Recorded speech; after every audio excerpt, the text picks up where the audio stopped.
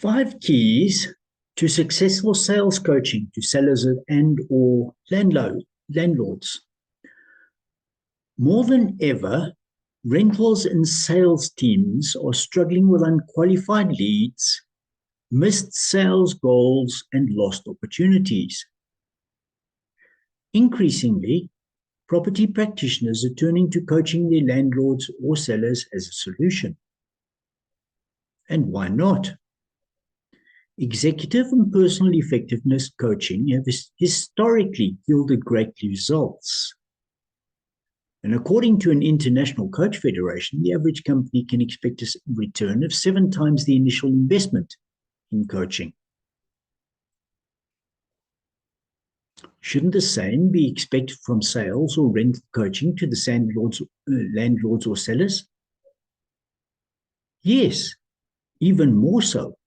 But the approach to rentals and/or sales coaching and the results are pretty erratic.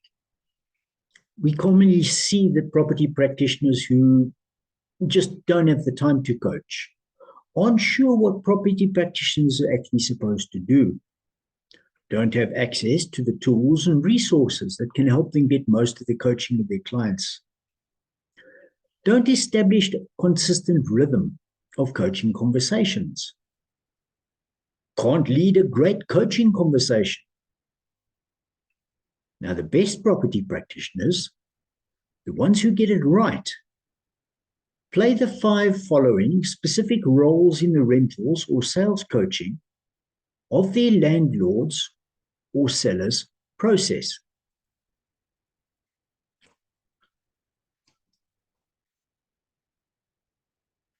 So, 5 roles of high-performing property practitioners. They define, they execute, they advise, they develop, and they motivate. So, for defining, property practitioners help landlords and sellers define goals and strategies that will tap into their purpose and lead to maximized energy, focus, and engagement.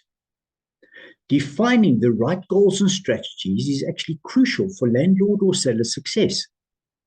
And if landlords or sellers feel a strong enough desire to accomplish the goals, purpose will drive them forward to reach their full potential. And when a property practitioner is able to pinpoint a seller's motivation, the client becomes dedicated to action plans, perseveres in the face of obstacles, and takes ownership over achieving goals.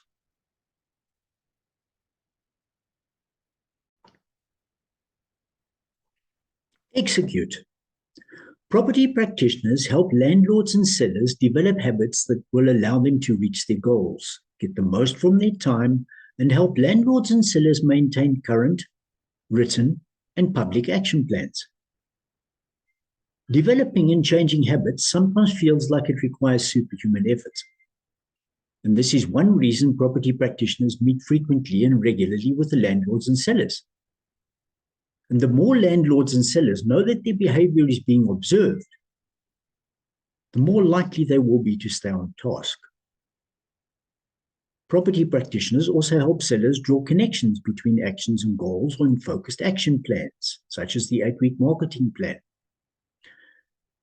These action plans define both what landlords and sellers will and won't do, allowing sellers to use their time most effectively and achieve the best results. Point number 3, advise. Property practitioners, the skilled ones, provide guidance, asking landlords and sellers exploratory questions and allowing them to find their own answers. But they also know when to offer direct advice about specific opportunities. In this respect, sales coaching differs from any other types of coaching. Direct, immediate advice is acceptable and in some situations, necessary.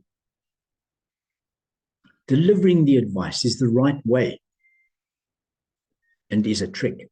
Depending on the landlord's and seller's level of expertise, a property practitioner must determine whether to be more directive, do this, or facilitative.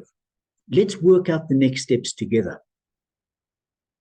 The less experienced the landlord or seller, the more directive advice helps.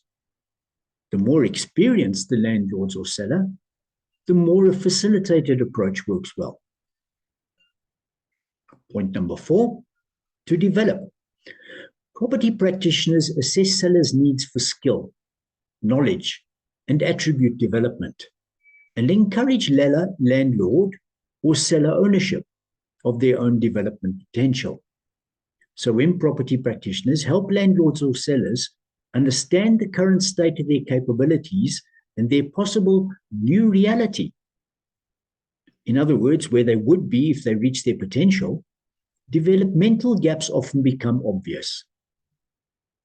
In these cases, property practitioners are able to recommend additional training and or help building development plans, while landlords and sellers often focuses on immediate rental or sales effectiveness.